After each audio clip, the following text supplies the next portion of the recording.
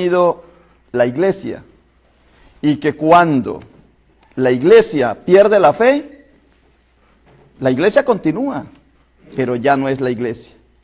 Entonces se levanta alguien y dice: un momentico, tenemos muy buena iglesia, tenemos muy buenos, estamos económicamente muy bien, políticamente muy bien organizados, porque política es organización, tenemos muy buenos recursos, pues somos prósperos. Hay iglesias que tienen hasta avión, somos prósperos y tenemos muy buena salud, todos están sanos, buena salud, y somos muy dados a cumplir la liturgia. Cantamos muy bien, oramos muy bien, pero no hay fe. Entonces se levanta alguien y dice: nos falta fe. ¿Qué es eso? De que hay muy buena organización, hay muy buenos recursos económicos en ese grupo, y están muy bien de salud, y cantan y adoran a Dios, y sin embargo no tienen fe. O sea, se puede hacer así y sin tener fe. Claro, yo he visto personas muy ricas y no tienen fe. Se puede vivir sin servirle a Dios. Y Dios sí nos da salud, nos da bendición, nos da seguridad, nos da todo, y sin embargo no tenemos fe, personas sin fe. Lo mismo con la gracia. La gracia es actuar bajo los dones del Espíritu Santo de Dios. Pero hay personas que prosperan en esta vida, que les va muy bien, sin embargo no tienen la gracia de Dios. Y hoy lo vamos a ver con la mujer samaritana, con este maravilloso pasaje. Vamos a ver cómo me sale. A ver, atención, vamos a ponerle atención. Lo he preparado bien, varias veces lo he predicado, pero tuve una revelación en este texto. Una maravillosa revelación. Las cosas de Dios son despacio. De vez en cuando sorprende así, sorpresivamente, le da una sorpresa y la vida le cambia a uno. Pero yo veo que las cosas de Dios son como lentas, son despacito. Por eso hay un canto que dice que cuando Dios guarda silencio es porque Él está trabajando. Así es la vida de Dios. Y tuve la siguiente revelación. Cuando en el pasaje que hemos leído, Jesús le dice a la samaritana, le dice: ve y dile a tu esposo. Y ella dice: es que no tengo esposo. Y Jesús le dice: muy bien has dicho, porque 5 maridos has tenido, y el que ahora tienes no es tu marido.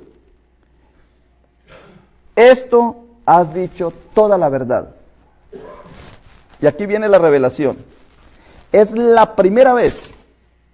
Tengo 54 años de edad. Todos los domingos digo la edad, ¿verdad, Linda? Usted me ve, Linda me ve en el computador. ¿Verdad que sí? Linda me ve porque no puede estar aquí, no está en esta ciudad. Y entonces ella me ve. Y casi todos los domingos digo 54 años. Pero a veces me pasan 3 años y digo la misma edad, a mí se me olvida. Vea, en 54 años de edad que tengo, pongan atención. Es que esto es maravilloso. Y en 34 años que llevo a conciencia leyendo el texto, porque antes lo leíamos cuando chiquitos, siempre hemos leído el texto de la mujer samaritana, y no he escuchado a otro pastor ni a otra predicación, a otro predicador o predicación, no he leído lo que voy a decir en este momento. Y es lo siguiente. Cuando Jesús le dice a la mujer samaritana, y tenemos el texto, Juan 4, versículo 16, dice: Jesús le dijo: ve, llama a tu marido y ven acá. Respondió la mujer y dijo: no tengo marido. Jesús le dijo: bien has dicho, no tengo marido, porque 5 maridos has tenido y el que ahora tienes no es tu marido. En esto has dicho la verdad. Y le dice la mujer, me parece, Señor, que tú eres profeta. Y ahí se me prendió a mí la luz. ¿Por qué la mujer le dice a Jesús, se me hace que tú eras profeta? Y empecé yo a mirar qué era un profeta. Ninguno de los profetas del pueblo de Israel vivía fisconeando de paparazzi a ver cuál mujer era infiel y cuál hombre era infiel. Ningún profeta estaba observando a ver quién se acostó con ella y quién se acostó con este y a ver quién era infiel. Primero porque parece que esto como que no era problema en esa época. Pues acabamos de tener en la escuela bíblica y Abraham era hijo del hermano y la hermana del otro hermano y el hijo del otro hijo y parecía que el incesto no había problema allí, mucho menos la infidelidad. Entonces no es cuestión de infidelidad de marido y mujer. El profeta era aquel que anunciaba y denunciaba el estado social, político, económico del pueblo. Era el que decía, pueblo de Israel, seamos fieles a Dios, no seamos idólatras, porque va a venir Babilonia y nos va a llevar. Y entonces, por estar predicando eso, lo metieron en un hueco a Jeremías. Por estar predicando que el pueblo tenía que ser leal, la nación tenía que ser leal y fiel a Dios. Y lo metieron en un hueco. Después vinieron los de Babilonia y se los llevaron a todos. O sea que se cumplió la palabra del profeta. Y yo revisando esto, cuando dije, si el profeta lo que anunciaba era que el pueblo de Israel había tenido varias personas que los habían invadido. ¿Quiénes habían invadido al pueblo de Israel? Y entonces el pueblo de Israel venía de los sumerios, del gran pueblo antiguo de Mesopotamia. Y allá venían todos. Pero ya cuando el pueblo de Israel se había asentado sobre ese lugar, vinieron los acadios, que era un imperio, e invadieron al pueblo. Y Israel le sirvió a ese pueblo. Primer punto. Primer marido. Segundo, después vinieron los asirios e invadieron al pueblo de Israel. Y el pueblo de Israel le sirvió a los asirios. Luego vino el pueblo de Egipto, invadió la zona de Israel, y Israel le sirvió en Egipto. Y es más, estuvieron 400 años allá en Egipto. Llevamos 3 maridos. Luego vinieron los griegos con Alejandro Magno y se tomaron al pueblo de Israel. Y luego vinieron los de Babilonia, o primero los de Babilonia, y se tomaron al pueblo de Israel. Llevamos 5 maridos. Y en ese momento, cuando Jesús habla con la samaritana, lo que le está diciendo es que ya hay otro invasor. ¿Quién sería ese otro invasor que estaba en ese momento? El pueblo romano. Los romanos.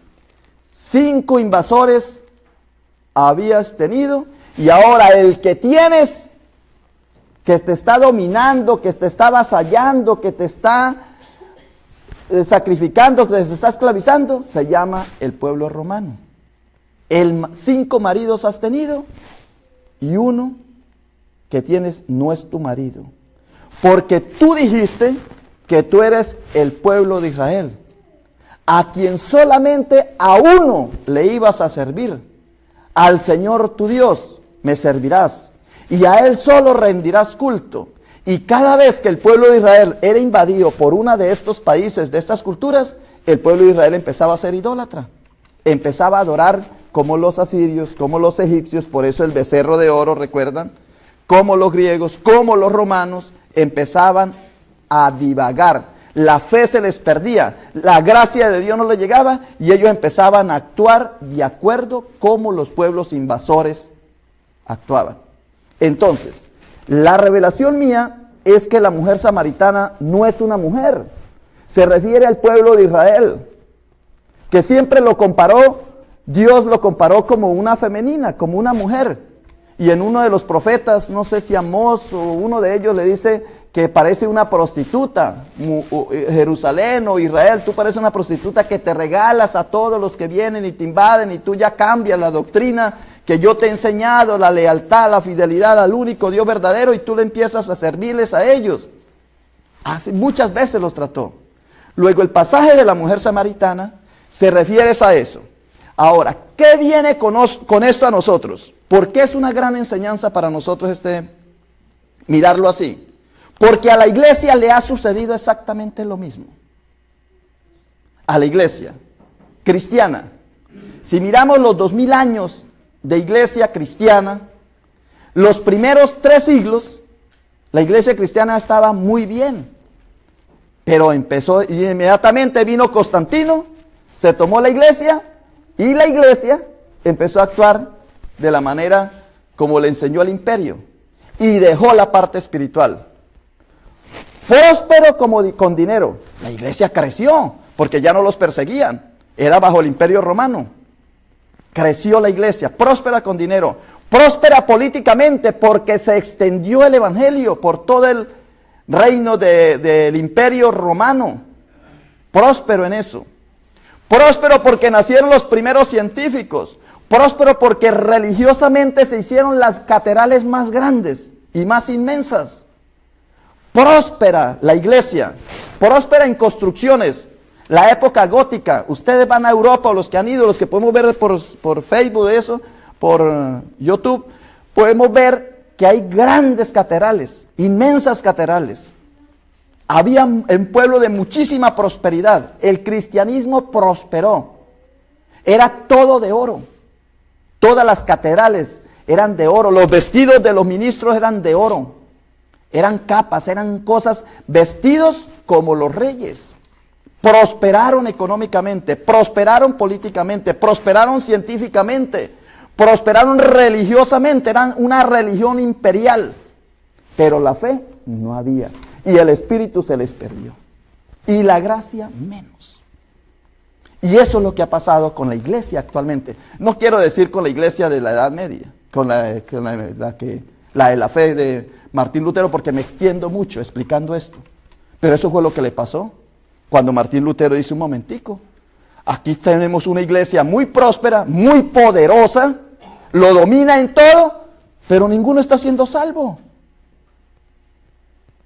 Y entonces dice: nos falta la fe. Y Martín Lutero luchó para que la iglesia volviera a recuperar la fe, para que volviera a recuperar el libro de los Romanos. El libro de los Romanos es una carta para que el imperio no sea el que maneje nuestra vida, para que no sea la cultura la que nosotros como cristianos nos manejemos de acuerdo a como para donde va Vicente, para allá va la gente. No, nosotros somos cristianos y como cristianos tenemos bases sólidas, fuertes. Y no podemos andar allá como una veleta, hoy sí, mañana no, y andar de acuerdo a las modas de la cultura. Por eso la iglesia se vuelve raquítica, porque pierde la fe. Y aunque aparentemente sigue con poder, al final todo se pierde. En el imperio, con Martín Lutero sucedió eso. Cuando Juan Wesley, en 1738, la iglesia era poderosísima. Poderosa. En la época de Juan Wesley. Era la iglesia del imperio de Inglaterra. Inglaterra se había hecho rico con 4 o 3 cosas. Con la esclavitud, 1500 arrancó la esclavitud. Con el opio que traía de la China. Con la piratería. Y con otra cosita, no me acuerdo, pero bueno. Inglaterra se había hecho muy poderosa y había renunciado al imperio de Roma. Y dijeron, nosotros mismos somos la iglesia. Se volvió una iglesia nacional. Y los cultos eran majestuosos. 1738. Los cultos eran de cortesanos. Iban bien vestidos, con buenas capas, con buenos vestidos. Iban al culto, a la misa. 1738. Y Juan Wesley era una persona ministro, cuyo papá era ministro también y su abuelo también había sido ministro. Era de la corte de los ministros que se vestían con oro, con capa fina, con lujo, y lo tenía todo. Y un día se dio cuenta que ese poquito gente que iba a la iglesia, los cortesanos de la alta sociedad, vestían muy bien, pero que el pueblo en general vivía paupérrimo, en la pobreza. La gente no tenía ropa, la gente del común no tenía zapatos. Una familia le nacían 12 hijos y de los 12 se criaban 3. Y mientras iban creciendo, los niños se morían del polio, de la gripa, del frío en Inglaterra, todo eso. Y Juan Wesley se dio cuenta y empezó a ir a predicarle a las puertas de los mineros, 1738. Empezó a predicarle allí en las puertas de los mineros, porque los mineros estaban siendo explotados de 3 maneras. 1, que los hacían trabajar muchas horas. 2, que les pagaban muy poquito. Y 3, que el sábado los dueños de las minas les abrían las cantinas y los prostíbulos alrededor de la mina. Y ese minero, en vez de irse para la casa, se quedaba consumiendo sábado y domingo y el lunes para volver otro a trabajar y no llegaba a la casa. Y Juan Wesley empezó a predicarles a esas personas. Y nadie le ponía atención. Hasta que un minero dijo, a mí como que me suena esto. Y creyó en la predicación. Gracia, pecado, Dios, Cristo y fe. Por gracia somos salvos. Todos estamos errados, estamos en pecado. Dios, que es amor, también nos puede castigar. Y envió a su Hijo Jesucristo y ahora por fe es que somos salvos. Crea en nuestro Señor Jesucristo y seremos salvos. Por eso es metodista, hay un método para evangelizar. Y ese minero, ese sábado, no se quedó en la mina consumiendo licor, sino que se fue para su casa con el sueldo. Y ese día comieron. Los otros 8 días con el sueldo compraron ropita. A los otros 8 días le compraron zapatos a los niños. Y entonces una vecina le dijo, bueno, ¿y qué pasó aquí? ¿Ustedes por qué les alcanza el dinero y nosotros, seguimos descalzos, sin ropa? ¿Y cómo es que usted sí lo tiene? ¿Tú sí lo tienes? Dijo, es que mi esposo ahora se volvió metodista. ¿Y qué es eso? Dice, pues gracia, pecado, Dios, Cristo y fe. Y ahora él ya no toma, él ya no se queda en las puertas de la mina. Él dice que se convirtió, que ahora cree en Jesucristo. Y pues mi esposo también. ¿Por qué las esposas son las que llevan al esposo a la iglesia? ¿Cuál de ustedes traen a la esposa a la iglesia?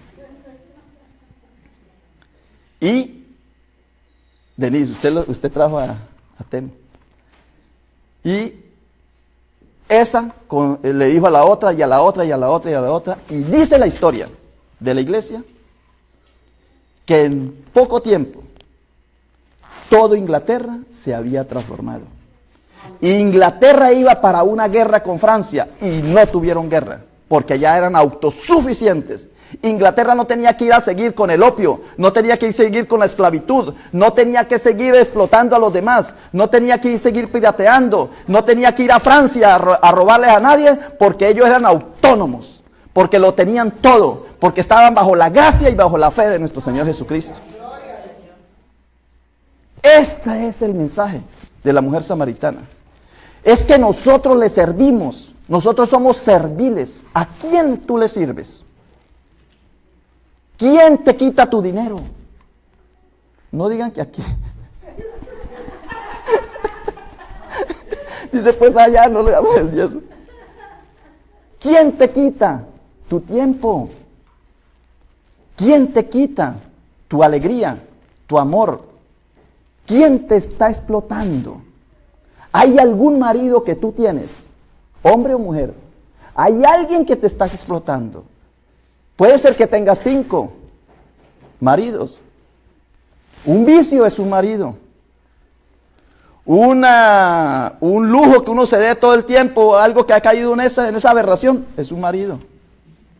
Y uno suelta por aquí y suelta por allá. A veces yo cuando voy a HIV, me digo, uy, este es un buen marido, todo me lo quita. HIV me saca todo. Walmart, la gasolina, el carro, la aseguranza, los impuestos. ¿Sí ven que casi siempre, casi todas las revoluciones que ha habido ha sido por impuestos? La independencia, porque los gobiernos se vuelven tiranos. Y no sé si este gobierno es tirano, el que tenemos. Por eso demócratas y republicanos, a ver, pensemos. Y Tea Party, a ver, ¿cuál saca la mano y dice un momentico? ¿Qué están haciendo los impuestos? Yo no creo que nosotros, como pagadores de impuestos en los Estados Unidos, yo estoy pagando desde el 2001 que llegué, y que ese impuesto sea para ir a la guerra. Cuando si nosotros somos autónomos, si nosotros nos convertimos, si nosotros adoramos a Dios, no tenemos que ir a quitarle nada al otro allá. Nosotros somos autónomos. Esa es la bendición cuando uno cree en Dios y cuando uno es bendecido y cuando uno suelta a esos maridos. Y cuando la mujer soltó ese marido, esos maridos, o ese que tenía en ese momento, lo soltó en el versículo 27. Dice, en esto vinieron sus discípulos y se maravillaron de que hablaba con una mujer, sin embargo ninguno dijo, ninguno le hizo ninguna pregunta, ¿o qué hablas con ella? Entonces la mujer dejó su cántaro y fue a la ciudad y dijo a los hombres que allí había un profeta. Dejó su cántaro. ¿Quién de ustedes hoy decide dejar el cántaro, ese que te está apabullando? Suelta tu cántaro. Eso que te amarga, eso que te angustia, eso que te está esclavizando, esa atadura que tienes, suéltalo. Y yo lo divido en 3, las ataduras. Una son las ataduras interpersonales, de relaciones. Hay relaciones mal sanas. Hay relaciones que cuando yo, que soy ministro, y lo veo y digo yo, pero ¿por qué te vas a casar con eso? Uy, no. Esa muchacha. ¿Y sabe qué le dice a uno? Dice, él sí, yo sé que él es malo, es ladrón, marihuanero y matón, pero yo sé que cuando se casa conmigo, él cambia. Él va a cambiar. ¿Sí? No cambian. Suéltalo antes de que te amargue la vida, antes de que te esclavice. Suelta a esa persona que te hace daño, suéltalo, que no te deja progresar, que no te deja salir adelante. No, es que dice la Biblia que hasta que la muerte nos separe, pues ya están muertos, hombre, ya, tú estás muerta, él está muerto, ya, sepárese, ya están muertos. Porque hay unos que andan muertos en vida. ¿Para qué más quiere? Ya estás muerta, ya estás muerto. Eches a tu jefe. ¿Por qué te esclaviza? Voy a decirlo aquí porque esto es público, muchas personas lo saben. Hay jefes que embarazan a sus secretarias o a sus subalternos y los hacen abortar. Y conocí un caso en que la joven trabajadora de ese jefe había abortado 5 veces y venía a decirme que qué hacía porque estaba de nuevo en embarazo. Eche ese jefe, que me voy a morir de hambre. Es que ¿quién me va a dar comida? ¿Sí? Sal de ese trabajo que te está matando. Suelta ese marido. Suéltalo. No te vas a empobrecer, te vas a morir si sigues ahí. Porque tú naciste para ser libre. Tú naciste para hacer las cosas bien, las que te nacen. ¿Qué es lo que tú más entiendes? ¿Qué es lo que te apasiona? ¿Qué es lo que quieres? Haz eso, hazlo con pasión, en libertad. Trabaja 24 horas del día. Si puedes trabajar, trabájalo. Pero que sea en libertad, no esclavizado o esclavizada. Suelta ese vicio. Lo de la pornografía. Dicen que hoy día produce más dinero la pornografía que el petróleo. Entonces, ¿por qué tú gastas tanto dinero en eso? La diversión, lo mismo. Ay, es que estoy deprimida o estoy deprimido. Voy a invitar a un cantante, a Ricky Martin, para que me divierta. Hombre, ¿cómo que deprimido y deprimida? Y que venga al payasito a que te diviertan, porque tú no eres capaz de sacar toda la fuerza que tienes, todo el potencial, toda la gracia, toda la fe, y ser bendecido tú y ser feliz con lo que tú tienes. Por entonces tiene que venir alguien de externo a apaciguarte, a entretenerte. Las relaciones, primer punto, las relaciones tienen que ser relaciones muy sanas. Con Dios, con la naturaleza, con los animales, con las plantas, con los otros seres humanos. Buenas relaciones. Primer punto. Segundo punto, la salud. Es que mire, cada vez que yo me como esa pizza, me da un dolor de cabeza. No te la comas.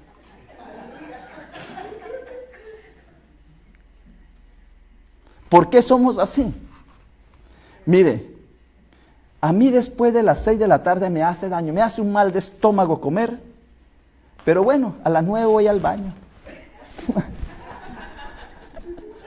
¿Para qué come después de las 6 de la tarde? Tú eres libre. Tú eres libre. Y en esta parte de la salud quiero reconocer públicamente a mi hermano Eloy. ¿Sí? Démosle un aplauso. A ver todos.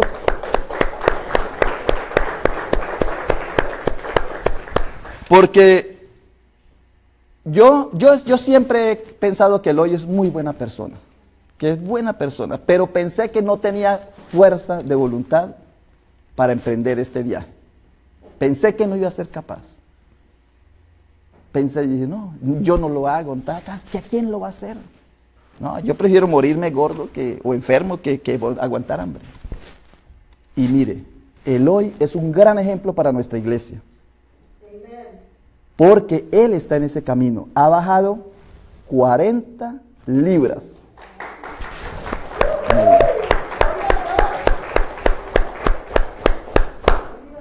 Y vamos en camino todos. A ver, vamos a hacerlo. Vamos a seguir los pasos. Ese es un buen marido. Ese es un buen ejemplo para nosotros. Sí, en el sentido como estamos hablando con la mujer samaritana. Ese es un buen ejemplo. No para todos nosotros. Porque estamos hablando de los invasores de Asiria, Babilonia, Grecia y Roma. Este sí vale la pena tener de amigo. Porque nos estimula, nos saca adelante. Y vamos, a ver, ¿quiénes desearían empezar ese camino espiritual? Porque es un camino espiritual, hermano Eloy, es un camino de espiritualidad. Es que uno cree que espiritualidad es orar, rezar, más Padres Nuestros, 20 Padres Nuestros, entonces yo soy más espiritual. ¿Cuántos rezaste tú? Yo recé 3 nomás. Ah, yo soy más espiritual que tú. ¿Sí? No, es cuidar la salud. Y Eloy tuvo una motivación muy bonita. Lo voy a decir Eloy para acá, porque es ejemplo para todos. Eloy, claro que a él le gusta la comida, como a todos. Y mientras más pasea uno, muy bien. Pero le dijeron, mire, si tú sigues por donde vas a tener diabetes. Y si vas a tener diabetes, te vas a enfermar. Y si te enfermas, te vas a morir más antes. Entonces, ¿qué quieres? ¿Seguir por ese camino o cambiar de camino? Un hombre pensó, pero por lo racional no es capaz uno. Tiene que uno irse por el cerebro interno, por el cerebro límbico, el cerebro, porque aquí está el apetito en el cerebro racional, y en el cerebro interno está la vida. Entonces él se fue por el cerebro interno, por el cerebro espiritual, y dijo, yo prefiero vivir y estar con buena salud, y si algún día me corresponde morir, me muero, pero que me muera con buena salud. Y ese es el camino, esa es la motivación. Por eso, hermano Eloy, hoy lo quería poner como ejemplo en este momento de la predicación. Y muchas gracias por permitirlo. Dios lo bendiga, Dios lo cuide. Seguimos apoyándolo. Eloy necesita que nosotros, cada vez que lo veamos, decimos, va muy bien, hermano Eloy, porque se necesita mucha fuerza de voluntad. Se necesita mucho compañerismo. Se necesitan personas que le ayuden a uno. Porque es que la obesidad, cuando ya se pasa, ya se convierte en una enfermedad, ¿verdad? Eso es casi una enfermedad. Entonces, vamos todos. A ver, ¿quiénes les gustaría empezar ese camino? Yo soy el primero, que yo quiero seguir a mi hermano Eloy, mi hermana linda. A ver, ¿quiénes otros se animan a decir, yo voy a empezarlo? Es un buen ejemplo porque ya perdió bastante. Ok. Oh, muy bien. Gloria a Dios. Mírela. ¿Ve? Ese es, very good. Thank you. ¿Ve? Así es. Muy bien las cosas. Así es que tenemos. Ese es el otro. Yo dije la primera, las relaciones interpersonales. Segundo, la salud. Cuidemos la salud. Si eso ya nos dice que nos hace daño, pues evitemos. No seamos nosotros tercamente seguir en ese camino. Y tercero, que esto sí me gustaría que ustedes le ayudaran, y yo para ayudarle también a las personas que van a ver este video, o que lo están viendo, es el de las cosas. Mire, uno entra a algunas casas y dice uno, bueno, ¿y por dónde se entra? Abren la puerta y uno, ¿y por dónde paso aquí? Está el matero, está la cama, está el sofá, encima del sofá hay otro sofá, y está la casa y está la cama, están los tigres, están las culebras, están las serpientes, los alacranes, están todos en la casa viviendo. Llena esa casa. Llena. Y yo reconozco que es normal eso, porque a nosotros nos tocó una época en que se decía que había que ahorrar mucho y que todo escaseaba. Entonces iba uno por la calle y encontraba un tornillo y lo guardaba y se lo echaba para llevarlo para la casa. Un pedazo de ladrillo, un trapo, cualquier cosa, parecíamos ratas, ¿no? Llevando para la casa y todo lo guardábamos. Pues la casa se nos llenó de muchas cosas. Y después, como los ricos sí lo pueden hacer, entonces empezaron a tener storage. Y nosotros también a tener storage. Y los ricos empezaron a tener 3 carros. Un carro liviano para moverse rápido. El otro carro más pesado para cargar cosas más fuertes. Y el otro carro por si acaso este se daña, uno de estos. Entonces tener otro a la mano porque hay que ser ejecutivos. 3 carros hay que tener. Pues los pobres aquí en San Felipe también tienen 3 carros. Lo que pasa es que un carro no tiene motor, el otro no tiene llantas y el otro no tiene con qué echarle gasolina y anda a pie. Pero tienen 3 carros, que porque aquí la moda es tener 3 carros. El tener. Yo en estos días, y Luis Felipe hay cositas que Luis Felipe todo lo escucha y todo lo entiende, pero me dijo esta semana, me dijo papi, o la semana pasada, me dijo, tú tienes razón en eso del tener, del poseer, del tener cosas que no son inútiles en la vida. Uno debe tener cosas útiles, cosas de las que tú necesitas. ¿Y qué necesitas tú para vivir? Aire, y eso está por todos lados gratis. Saca la nariz para acá, saca la nariz para allá, y ya, respiras. Aire. Necesitas comida, y tienes de sobra. Agua. Necesitas dormir bien y hacer ejercicio para tener vida. No se necesita más. ¿Quién te dijo que necesitabas tener tantas cosas en la casa? Ahora, si son útiles, si son necesarias, claro que las debe tener. Pero si yo no soy mecánico, ¿para qué tienes un taller de mecánica tú ahí en la casa? ¿Mm? Si tú no eres carpintero, ¿por qué tienes todo lo que venden en Home Depot de carpintería lo tienes en la casa? Y tienes un storage. Oiga, si tú no eres, y es que yo me pregunto, si tú no eres un sastre o una modista, ¿por qué tienes, o no eres JCPenney, por qué tienes esos closets llenos de ropa? Como un JCPenney. Cuando tú necesites un vestido, va y miras ¿Cuántos vestidos tienes? Este no me gusta, ya lo vende, lo regala y luego vas a JCPenney y traes el otro. Sí. ¿Pero para qué?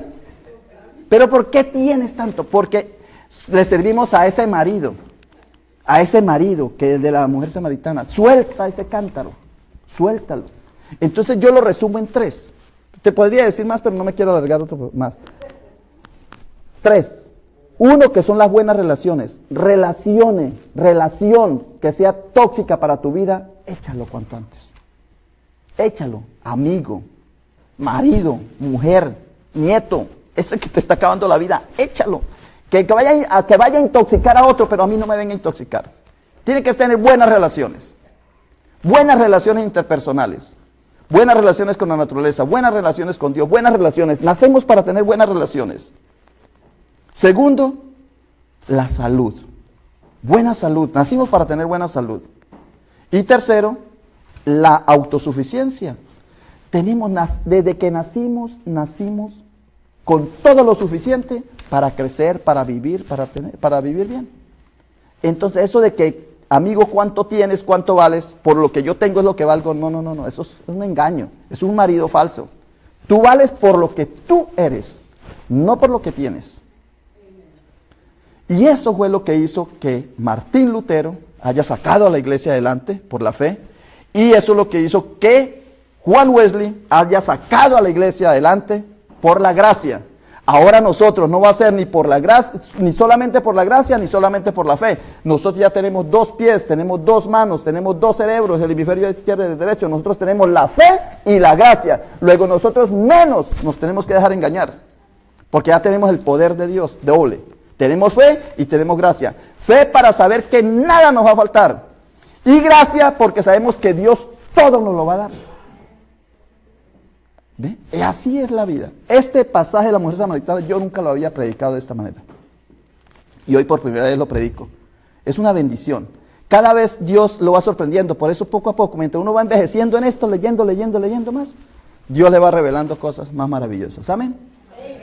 Vamos a dar gracias al Señor por esta predicación que nos ha regalado en el día de hoy. Yo sé que nos va a ayudar a ser libres, a buscar la vida y a ser felices. Como dice la Constitución de los Estados Unidos, la Declaración de Independencia de los Estados Unidos, que tenemos unos derechos inalienables. El derecho a la vida, el derecho a la libertad y el derecho a la búsqueda de la felicidad. Y esos 3 derechos solamente los encontramos en Cristo Jesús nuestro Señor. Amén. Amén. Muy bien. Vamos ahora a dar 2 avisitos.